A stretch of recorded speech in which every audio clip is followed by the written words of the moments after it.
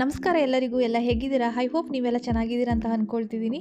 ಹೌದು, ನೀವು ತಮ್ನೇಲ್ ನೋಡಿದ್ಮೇಲೆ ನಿಮಗೆ ಗೊತ್ತಾಗಿರುತ್ತೆ ನಾನು ಇವತ್ತು ಏನು ರೆಸಿಪಿ ಮಾಡ್ತಿದ್ದೀನಿ. ಹೌದು, ಇವತ್ತೊಂದು ಒಳ್ಳೆ ರೆಸಿಪಿ ಮಾಡೋಣ ಅಂದ್ಕೊಂಡಿದ್ದೀನಿ. ಅದೇ ಮೊಟ್ಟೆ ಮತ್ತು ಸೀಗಡಿ ಹಾಕಿ ಒಂದು ಗ್ರೇವಿ ಮಾಡೋಣ ಅಂತ ಅಂದ್ಕೊಂಡಿದ್ದೀನಿ. ತುಂಬ ಡಿಲಿಷಿಯಸ್ ಆಗಿರುತ್ತೆ, ಹಾಗೆ ಟೇಸ್ಟು ಕೂಡ ಅಷ್ಟೇ ಚೆನ್ನಾಗಿರುತ್ತೆ. ಈ ರೆಸಿಪಿನ ನೀವು ಲಾಸ್ಟ್ವರೆಗೂ ವಿಡಿಯೋ ಸ್ಕಿಪ್ ಮಾಡದೆ ನೋಡಿ ಹೇಗೆ ಮಾಡೋದು.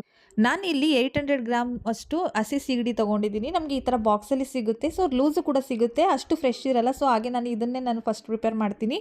ಸೊ ನೋಡಿ, ಇದನ್ನು ಕ್ಲೀನ್ ಮಾಡ್ಕೊಂಡ್ಮೇಲೆ ನನಗೆ 800 ಗ್ರಾಮ್ಸಲ್ಲಿ 600 ಗ್ರಾಮ್ಸ್ವರೆಗೂ ಸಿಕ್ಕಿದೆ. 200 ಗ್ರಾಮ್ಸ್ ವೇಸ್ಟ್ ಆಯಿತು. ಸೊ ಇದಕ್ಕೆ ಕ್ಲೀನ್ ಮಾಡ್ಕೊಂಡ್ಮೇಲೆ ನಾನಿಲ್ಲಿ ಅರಿಶಿನ ಮತ್ತು ಸಾಲ್ಟನ್ನು ಹಾಕಿ ಚೆನ್ನಾಗಿ ತೊಳ್ಕೊಂಡು ನೀರಿಲ್ದಾಗೇ ಇದು ಮಾಡಿ ಇಟ್ಕೊಂಡಿದ್ದೀನಿ. ಸೊ ಇವಾಗ ನಾನು ಅದಕ್ಕೆ ಅರಿಶಿನ ಪುಡಿಯನ್ನು ಹಾಕಿ ಸ್ವಲ್ಪ ಮ್ಯಾರಿನೇಷನ್ ಮಾಡಿ ಇಟ್ಕೊಂಡು ಪಕ್ಕದಲ್ಲಿ ಇಟ್ಕೊಬಿಡ್ತೀನಿ. ಇವಾಗ ನಾನು ಮಸಾಲೆಗೆ ಏನು ಬೇಕು ಅಂತ ನಾನು ತೋರಿಸ್ಕೊಡ್ತೀನಿ. 3 ದೊಡ್ಡ ಆನಿಯನ್ ತೊಗೊಂಡು ಚಿಕ್ಕ ಚಿಕ್ಕದಾಗಿ ಕಟ್ ಮಾಡಿ ಇಟ್ಕೊಳ್ಳಿ. ಸೊ ಇವಾಗ ನಾನು ರುಬ್ಬೋ ಮಸಾಲಕ್ಕೆ 2 ಗೋಡಂಬಿ ಅಂದರೆ ಅರ್ಧದ ಪೀಸು 4 ಪೀಸು, ಹಾಗೆ 1 ಇಂಚು ಚಕ್ಕೆ, 2 ಏಲಕ್ಕಿ ಹಾಗೂ 4 ಲವಂಗನ ನಾನು ಹಾಕ್ಕೊಳ್ತಾ ಇದ್ದೀನಿ. ಇದ್ರ ಜೊತೆ ನಾನು ಒಂದು ಹಸಿಮೆಣಸಿನ್ಕಾಯಿ ಹಾಗೂ ಒಂದು ನಾನಿಲ್ಲಿ ಒಂದು ರೆಡ್ ಚಿಲ್ಲಿನೂ ಸಹ ಸೇರಿಸ್ಕೊಳ್ತಾ ಇದ್ದೀನಿ. ಹಾಗೆ ಧನ್ಯ ಬೀಜ ಇದಲ್ವ, 1 ಟೀ ಸ್ಪೂನಷ್ಟು ನಾನು ಹಾಕ್ಕೊಳ್ತಾ ಇದ್ದೀನಿ.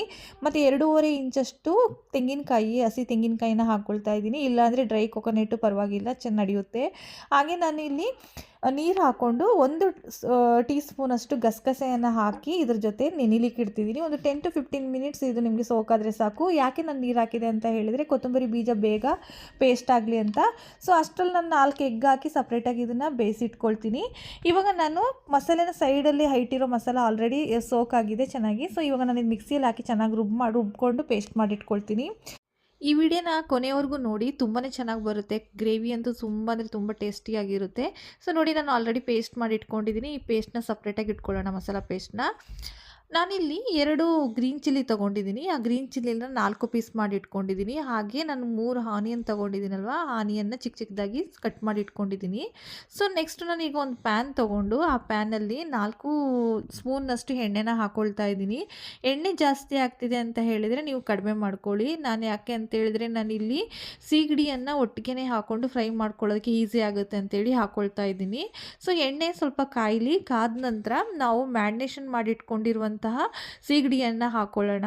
ಸೀಗಡಿಯನ್ನು ಎಣ್ಣೆಗೆ ಹಾಕಬೇಕಾದ್ರೆ ಸ್ವಲ್ಪ ಕೈಗೆ ಹುಷಾರಾಗಿ, ಚಿಟಪಟ ಅಂತ ಹಾರಿದ್ರೆ ಎಣ್ಣೆ ನಿಮ್ಮ ಕೈಗೆ ಹಾರೋ ಚಾನ್ಸಸ್ ಇರುತ್ತೆ.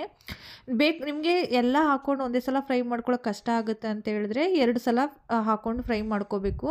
ನೋಡಿ, ಈ ಥರ ಫ್ರೈ ಆಗೋ ಟೈಮಲ್ಲಿ ಎಣ್ಣೆ ಬರುತ್ತಲ್ಲ, ಆ ಎಣ್ಣೆಗೆ ನಾನು ಸ್ವಲ್ಪ ಅರಿಶಿನ ಪುಡಿನ ಹಾಕ್ಕೊಂಡು ಚೆನ್ನಾಗಿ ಎಲ್ಲದಕ್ಕೂ ಹೊಂದ್ಕೊಳ್ಳುವಾಗೆ ಸೀಗಡಿಗೆ ಮಿಕ್ಸ್ ಮಾಡ್ಕೊಳ್ತಿದ್ದೀನಿ.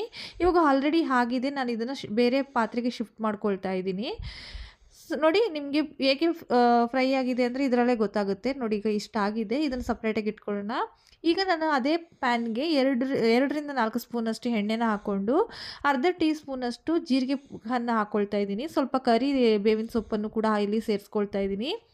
ಹಾಗೆ ಇಲ್ಲಿ ಹಸಿಮೆಣಸಿನ್ಕಾಯಿನ ಕೂಡ ಸೇರಿಸ್ಕೊಂಡು ನಾನು ಚೆನ್ನಾಗಿ ಫ್ರೈ ಮಾಡ್ಕೊಳ್ತಾ ಇದ್ದೀನಿ. ಇದು ಫ್ರೈ ಆಗಿದ್ಮೇಲೆ ನಾನು ಚಿಕ್ಕ ಚಿಕ್ಕದಾಗಿ ಕಟ್ ಮಾಡ್ಕೊಂಡಿರುವಂಥ ಈರುಳ್ಳಿಯನ್ನು ಇಲ್ಲಿಗೆ ಸೇರಿಸ್ಕೊಂಡು ಚೆನ್ನಾಗಿ ಫ್ರೈ ಮಾಡ್ಕೊಳ್ತಾ ಇದ್ದೀನಿ. ಆಯಿಲಲ್ಲೇ ಫ್ರೈ ಮಾಡ್ಕೋಬೇಕು, ಚೆನ್ನಾಗಿ ಎಲ್ಲ ಹೊಂದ್ಕೊಳ್ಳುವಾಗೆ ಫ್ರೈ ಮಾಡ್ಕೊಳ್ಳೋಣ. ಹಾಗೇ ಈಗ ನಾನು ಇದಕ್ಕೆ ಸ್ವಲ್ಪ ಅರಿಶಿನ ಪುಡಿಯನ್ನು ಆ್ಯಡ್ ಮಾಡ್ಕೊಳ್ತಾ ಇದ್ದೀನಿ. ಅರಿಶಿನ ಪುಡಿ ಆ್ಯಡ್ ಮಾಡ್ಕೊಂಡ ನಂತರ ಸ್ವಲ್ಪ ಗೋಲ್ಡನ್ ಬ್ರೌನ್ ಬರೋವರೆಗೂ ಫ್ರೈ ಮಾಡ್ಕೊಳ್ಳೋಣ. ಇದು ಫ್ರೈ ಆಗಿದ ನಂತರ ನಾನಿಲ್ಲಿ 1.5 ಟೀ ಸ್ಪೂನಷ್ಟು ಜಿಂಜರ್ ಗಾರ್ಲಿಕ್ ಪೇಸ್ಟನ್ನು ಸೇರಿಸ್ಕೊಳ್ತಾ ಇದ್ದೀನಿ. ಜಿಂಜರ್ ಗಾರ್ಲಿಕ್ ಪೇಸ್ಟ್ ಸೇರಿಸ್ಕೊಂಡ್ಮೇಲೆ ಎಣ್ಣೆ ಬರುವವರೆಗೂ ಚೆನ್ನಾಗಿ ಫ್ರೈ ಮಾಡ್ಕೊಳ್ಳೋಣ. ನೋಡಿ, ಇದು ಆಲ್ಮೋಸ್ಟ್ ಫ್ರೈ ಆಗಿದೆ. ಇವಾಗ ನಾನಿಲ್ಲಿ ಮುಂಚೆನೇ ನಾನು ಆಯಿಲಲ್ಲಿ ಫ್ರೈ ಮಾಡಿಟ್ಕೊಂಡಿರುವ ಸೀಗಡಿಯನ್ನು ನಾನು ಇದ್ರ ಜೊತೆ ಸೇರಿಸ್ಕೊಂಡು ಚೆನ್ನಾಗಿ ಮಿಕ್ಸ್ ಮಾಡ್ಕೋತಾ ಇದ್ದೀನಿ. ಸೊ ತುಂಬಾ ಚೆನ್ನಾಗಿ ಟೇಸ್ಟ್ ಬರುತ್ತೆ, ಟ್ರೈ ಮಾಡಿ ರೆಸಿಪಿನ. ನಾನಿಲ್ಲಿ 1 ಟೀ ಸ್ಪೂನಷ್ಟು ರೆಡ್ ಚಿಲ್ಲಿ ಪೌಡ್ರನ್ನ ಹಾಕ್ಕೊಳ್ತಾ ಇದ್ದೀನಿ. ರೆಡ್ ಚಿಲ್ಲಿ ಪೌಡ್ರ್ ಹಾಕಿದ ನಂತರ ಚೆನ್ನಾಗಿ ಮಿಕ್ಸ್ ಮಾಡಿಕೊಂಡು ಪ್ರತಿ ಮಸಾಲ ಸೇರಿಸಬೇಕಾದ್ರೂ ಚೆನ್ನಾಗಿ ಫ್ರೈ ಮಾಡ್ಕೋಬೇಕು. ಹಾಗೆ ಎಲ್ಲದ್ರ ಜೊತೆ ಹೊಂದ್ಕೊಳ್ಳುವಾಗೆ ಮಿಕ್ಸ್ ಮಾಡ್ಕೋತಾ ಇರಬೇಕು. ಸೊ ಮಿಕ್ಸ್ ಮಾಡ್ಕೊಂಡಾಗನೇ ಅದು ಚೆನ್ನಾಗಿ ಹೊಂದ್ಕೊಳ್ಳುತ್ತೆ. ಸೊ ನೋಡಿ, ಇವಾಗ ಆಲ್ಮೋಸ್ಟು ನಿಮಗೆ ಎಣ್ಣೆ ತೇಲ್ತಾ ಇದೆ ಅಲ್ವಾ. ಇವಾಗ ನಾನು ಸ್ವಲ್ಪನೇ ರುಚಿಗೆ ತಕ್ಕಷ್ಟು ಉಪ್ಪನ್ನು ಹಾಕ್ಕೊಳ್ತಾ ಇದ್ದೀನಿ. ಹಾಕಿದ ನಂತರ ಲಿಡ್ ಕ್ಲೋಸ್ ಮಾಡಿ ಸ್ವಲ್ಪ ಬಾಯ್ಲ್ ಆಗೋಕ್ಕೆ ಬಿಡೋಣ. ಅದು ನೋಡಿ, ಇವಾಗ ಆಲ್ಮೋಸ್ಟ್ ಆಗಿದೆ. ಈಗ ಎಣ್ಣೆ ತೇಲ್ತಾ ಇದೆ ಅಲ್ವಾ. ಎಣ್ಣೆ ತೇಲೋ ಟೈಮಲ್ಲಿ ನಾವು ರುಬ್ಕೊಂಡಿದ್ದೀವಿ ನೋಡಿ, ಆ ಮಸಾಲಾನ ಇದಕ್ಕೆ ಜೊತೆ ಸೇರಿಸ್ಕೋಬೇಕು. ಇವಾಗ ನಾನು ಈ ಮಸಾಲಾನು ಕೂಡ ಇದ್ರ ಜೊತೆ ಹಾಕ್ಕೊಬಿಡ್ತೀನಿ. ಇದು ಹಾಕಿದ ನಂತರ ನಾನಿಲ್ಲಿ ಸ್ವಲ್ಪ ನೀರು ಹಾಕ್ಕೊಂಡು ಆ ಮಸಾಲಕ್ಕೆ ಇದನ್ನು ಹಾಕ್ಕೊಳ್ತೀನಿ. ನೀರು ಹಾಕ್ಕೋಬೇಕಾದ್ರೆ ಬಿಸಿನೀರು ಯೂಸ್ ಮಾಡಿ. ಇವಾಗ ನಾನಿಲ್ಲಿ 1 ಟೀ ಸ್ಪೂನಷ್ಟು ರೆಡ್ ಚಿಲ್ಲಿ ಪೌಡ್ರ್ ಯೂಸ್ ಮಾಡ್ತಾ ಇದ್ದೀನಿ. 1 ಟೀ ಸ್ಪೂನಷ್ಟು ಚಿಕನ್ ಮಸಾಲವನ್ನು ಹಾಕ್ಕೊಳ್ತಾ ಇದ್ದೀನಿ. ಹಾಕಿ ಚೆನ್ನಾಗಿ ಮಿಕ್ಸ್ ಮಾಡ್ಕೊಳ್ಳೋಣ. ಇದು ಮಿಕ್ಸ್ ಮಾಡಿದ ನಂತರ ಆಲ್ಮೋಸ್ಟ್ ಇದು ಆಗ್ತಾ ಇದೆ. ಸೊ ನೋಡಿ, ಇವಾಗ ನಾನು ಹಾಕಿ ಹೈ ಫ್ಲೇಮಲ್ಲಿ ಇಟ್ಕೊಬಿಡ್ತೀನಿ. ಹೈ ಫ್ಲೇಮಲ್ಲಿ ಇಟ್ಟು ಲಿಡ್ ಕ್ಲೋಸ್ ಮಾಡಿ ಇಡೋಣ. ಸೊ ನಿಮಗೆ ಈ ಗ್ರೇವಿ ಬೇಕು ಅಂದರೆ, ಗ್ರೇವಿ ಅಂದರೆ ಅದೇ ಥಿಕ್ನೆಸ್ಸಲ್ಲಿ ನೀವು ಸ್ವಲ್ಪ ವಾಟರ್ ಹಾಕ್ಕೊಂಡು ಗ್ರೇವಿ ಥರ ಮಾಡ್ಕೋಬೇಕು. ಸ್ವಲ್ಪ ನಿಮಗೆ ವಾಟರ್ ಥರ ಬೇಕು ಅಂತೇಳಿ ಸ್ವಲ್ಪ ಹಾಟ್ ವಾಟರ್ನ ಹಾಕೋಬಿಡಿ. ನೋಡಿ, ಇವಾಗ ನಾನು ಆಲ್ರೆಡಿ ಬಾಯ್ಲ್ ಮಾಡಿಟ್ಟಿರೋ ಎಗ್ಗನ್ನು ನಾನು ಇದರಲ್ಲಿ ಹಾಕ್ಕೊಳ್ತಾ ಇದ್ದೀನಿ. ಹಾಕಿ ಚೆನ್ನಾಗಿ ಮಿಕ್ಸ್ ಮಾಡಿಬಿಟ್ಟು ಸ್ವಲ್ಪ ಇದ್ರ ಮೇಲೆ ಕೊರಿಯಾಂಡರ್ ಸೊಪ್ಪನ್ನು ಇದರಲ್ಲಿ ಫೈನಲಿ ಹಾಕಿ ಲಿಡ್ ಕ್ಲೋಸ್ ಮಾಡಿ 1-2 ಕುದಿ ಬಂದರೆ ಸಾಕು. ಈ ರೆಸಿಪಿ ರೆಡಿಯಾಗಿರುತ್ತೆ.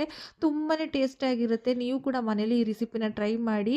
ಹೇಗೆ ಬಂತು ಅಂತ ಕೂಡ ಕಮೆಂಟ್ ಮುಖಾಂತರ ತಿಳಿಸಿ. ನಿಮಗೂ ಕೂಡ ಈ ರೆಸಿಪಿ ಪಕ್ಕ ಇಷ್ಟ ಆಗುತ್ತೆ, ನನ್ನ ಶೋರು. ಸೊ ನೋಡಿ, ನಾವು ಇದೇ ರೆಸಿಪಿ ತಿನ್ನಬೇಕು ಅಂತೇಳಿದರೆ, ನಾವು ಹೋಟೆಲ್ಗೆ ಹೋಗಬೇಕು ಅಂತ ಹೇಳಿದರೆ ನಾವು ಫ್ಯಾಮಿಲಿ ಜೊತೆ ಕೂತ್ಕೊಂಡು ಎಷ್ಟು ಖುಷಿಯಾಗಿ ತಿನ್ನೋಕ್ಕಾಗಲ್ಲ. ಯಾಕಂತೇಳಿದರೆ 1, 2, 3 ಅಂತ ಹೇಳಿ ಒಂದು ಪೀಸಸ್ ಸಿಗುತ್ತೆ. ಆ ಪೀಸಸ್ನ ತಿನ್ನೋಷ್ಟು ತೃಪ್ತಿ ಇರಲ್ಲ. ಅದೇ ನೀವು ಮನೇಲಿ ಮಾಡ್ಕೊಂಡು ತಿಂದರೆ ಮನೆಯವರೆಲ್ಲ ಖುಷಿಯಾಗಿ ನೆಮ್ಮದಿಯಾಗಿ ಕೂತ್ಕೊಂಡು ಆನಂದದಿಂದ ತಿನ್ಬೋದು. ಸೊ ನನಗೆ ನಿಮಗೆ ಈ ರೆಸಿಪಿ ಇಷ್ಟ ಆಗಿದೆ ಅಂತ ನಾನು ಅಂದ್ಕೊಳ್ತಿದ್ದೀನಿ. ತುಂಬಾ ಚೆನ್ನಾಗಿ ಬಂದಿದೆ. ನೋಡೋಕ್ಕೆ ಎಷ್ಟು ಚೆನ್ನಾಗಿದೆ ಅಂತ ಇದ್ರೇನು ಸಿಂಪಲ್ಲಾಗಿ ರೆಸಿಪಿ ಕೂಡ ತುಂಬಾ ಸಿಂಪಲ್ಲಾಗಿದೆ. ತುಂಬ ಈಸಿ ಕೂಡ ಇದೆ. ನೀವು ಕೂಡ ಮನೇಲಿ ಟ್ರೈ ಮಾಡಿ. ಹಾಗೆ ನನ್ನ ಚಾನೆಲ್ನ ಯಾರೆಲ್ಲ ನೋಡ್ತಾ ಇದ್ದೀರಾ ದಯವಿಟ್ಟು ಸಬ್ಸ್ಕ್ರೈಬ್ ಮಾಡಿ, ಲೈಕ್ ಮಾಡಿ, ಕಮೆಂಟ್ ಮಾಡಿ. ನೀವು ಎಲ್ಲಿಂದ ನೋಡ್ತಿದ್ದೀರಾ ಅಂತೇಳಿ ಕಮೆಂಟ್ ಮುಖಾಂತರ ತಿಳಿಸಿ. ನನ್ನ ರೆಸಿಪಿ ನಿಮ್ಗೆ ಇಷ್ಟ ಆಗಿದರೆ ಲೈಕ್ ಕೊಡೋದು ಮಾತ್ರ ಮರಿಬೇಡಿ. ಇದೇ ಥರದ ಈಸಿ ವಿಡಿಯೋಗಳಿಗೆ, ಈಸಿ ರೆಸಿಪಿಗಳಿಗೆ ನನ್ನ ಚಾನೆಲ್ನ ಫಾಲೋ ಆಗೋದಂತೂ ಮರಿಬೇಡಿ. ಸೊ ಇದೇ ಥರದ ಈಸಿ ರೆಸಿಪಿಗಳಿಗೆ ನೆಕ್ಸ್ಟ್ ವಿಡಿಯೋದಲ್ಲಿ ಸಿಗೋಣ. Bye. Thank you for watching my channel.